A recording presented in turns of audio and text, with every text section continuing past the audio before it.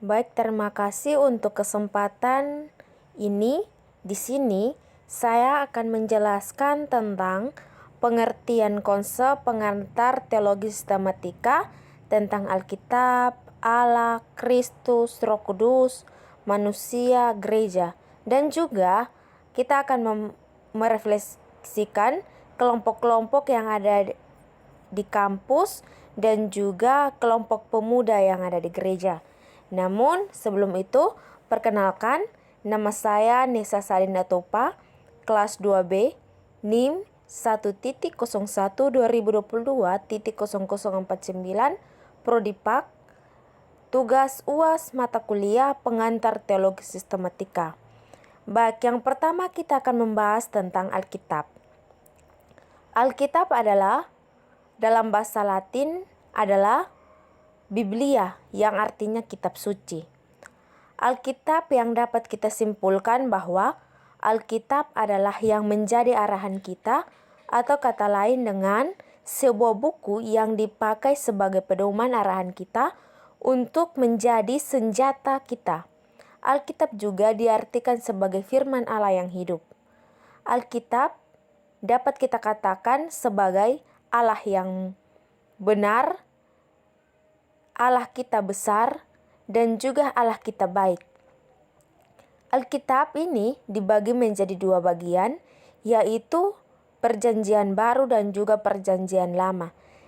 Di dalam Perjanjian Baru dan Lama ini dibagi menjadi beberapa pasal, yaitu dalam Perjanjian Lama 39 pasal dan dalam Perjanjian Baru ada 27 pasal. Yang kedua adalah Allah. Allah adalah kasih yang diartikan sebagai Tuhan. Allah adalah pencipta dan penyelamatan umat manusia. Allah adalah satu hakikat tetapi memiliki tiga pribadi yang disebut Allah Tritunggal, yaitu Allah Bapa, Allah Anak, dan juga Allah Roh. Dalam pembacaan ini kita dapat membaca dalam kitab Matius 3 ayat 16 hingga 17, Matius 28 ayat yang ke-19, dan juga dalam 2 Korintus 13 ayat 13. Jadi dapat kita simpulkan bahwa kita harus berfokus pada Allah seperti yang dikatakan dalam kitab Mazmur 118 ayat yang ke-8. Yang ketiga adalah Kristus. Kristus adalah gelar yang diberikan kepada Yesus. Kristus adalah inti bagi gereja. Yesus dari orang-orang suci pada zaman akhir yang menyandang namanya anggota gereja, percaya bahwa Yesus adalah putra tunggal dalam daging yang terambil dalam kitab Yohanes 3 ayat yang ke-16. Kristus adalah roh, yaitu kaki lahirnya. Yesus Kristus adalah Tuhan yang memiliki otoritas untuk mengampuni dosa manusia. Dia juga memiliki kuasa untuk menghakimi manusia, untuk mengutus malaikat. Dia berasal dari surga. Yang berikut adalah Roh Kudus, di mana Roh Kudus adalah pribadi Tuhan dalam kondisi konsep Tritunggal.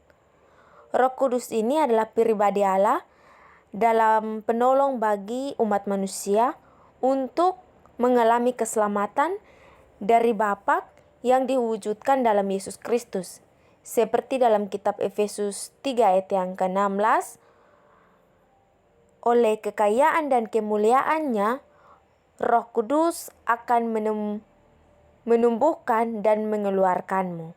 Dan juga dapat kita baca dalam kitab Kisah Para Rasul 1 ayat yang ke-8, tetapi kamu akan menerima kuasa kalau Roh turun di atas kamu, dan kamu akan menjadi saksiku di Yerusalem, di seluruh dunia dan Samaria, dan sampai ke ujung bumi, yang berhubungan dengan orang percaya. Yang berikut adalah manusia. Manusia adalah makhluk hidup yang memiliki akal budi. Manusia termaksud makhluk ciptaan yang paling sempurna.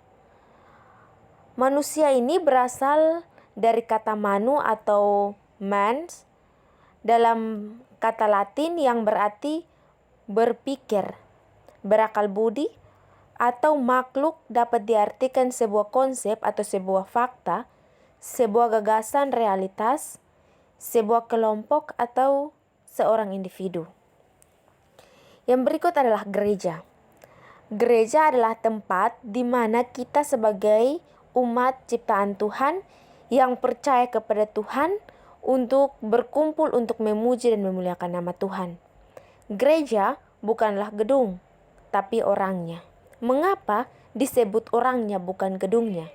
Karena bukan dari mana tempat kita beribadah, akan tetapi siapa sikap kita untuk memuji akan nama Tuhan. Baik, yang berikut kita akan merefleksi tentang kelompok-kelompok mahasiswa di kampus dan juga di gereja. Yang pertama kita akan merefleksi tentang mahasiswa di kampus. Dalam kelompok mahasiswa di kampus masih banyak mahasiswa yang acuh tak acuh di dalam kegiatan rohani. Dan ada juga mahasiswa yang merusak tubuh mereka. Karena tubuh ini adalah bait Allah. Namun apa yang dilakukan oleh mahasiswa?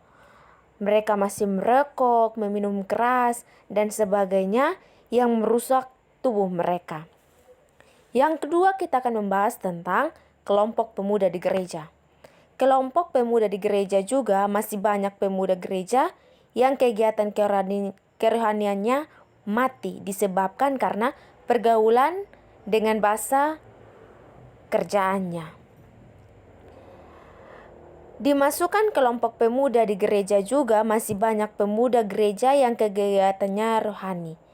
Jadi teman-teman dapat kita refleksi bahwa kegiatan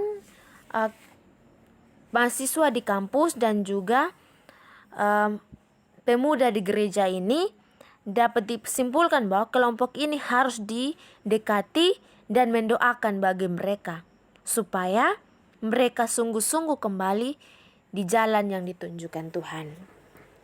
Baik, hanya ini presentasi yang saya bawakan, kiranya dapat bermanfaat. Shalom.